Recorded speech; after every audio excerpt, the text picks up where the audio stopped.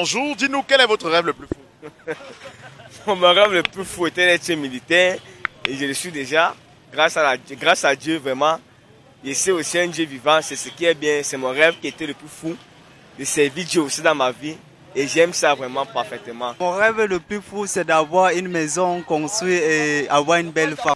Je veux que non, tout se change au pays, que non, le pays soit en paix. Pour que non, tout s'arrange, là, on soit à paix.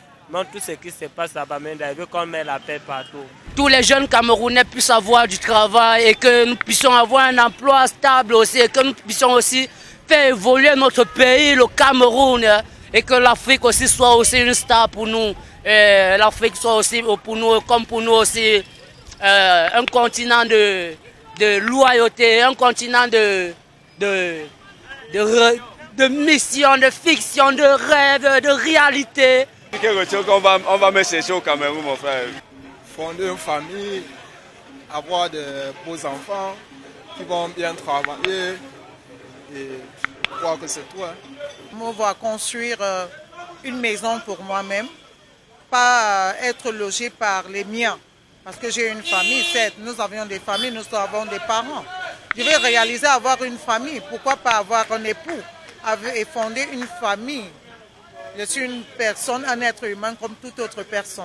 Et nous avons mon rêve aussi le plus fou, c'est de voir aussi l'église à laquelle j'appartiens actuellement, l'église primitive administrative de l'État qui a contribué beaucoup pour ma santé physique et morale et spirituelle.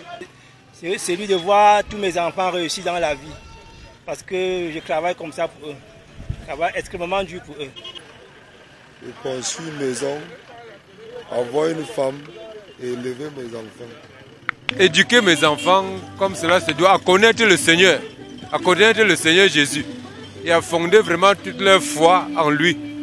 Donc des vrais citoyens, que mes enfants soient des vrais citoyens et qui mettent leur confiance dans le Seigneur. Que mes enfants réussissent, que les éduquent et qu'ils trouvent le travail, que la souffrance qu'ils souffrent là, qu'ils ne souffrent pas ça demain. Parce que ça c'est un monde d'enfer que nous sommes dedans là maintenant. Il ne faut pas que mes enfants subissent ça demain. Est-ce que vous pensez que vous êtes sur la bonne voie au regard de ce que vous allez faire pour ces enfants-là? Je suis sur la bonne voie. Si peut-être Dieu me permet, avec mes pensées que j'ai dans ma tête, c'est qu'ils vont réussir. Si. Il doit commencer. En fait, je suis en train de les inculquer. Je sais que c'est au fur et à mesure qu'ils grandissent qu'il faut que cela, c'est quelque chose à construire dans l'avenir. Donc ce n'est pas un processus à faire d'un seul jour. Il faut que cela soit fait au fur et à mesure qu'ils grandissent. Plus ou moins, vous connaissez les réalités de notre pays. Ce n'est pas évident.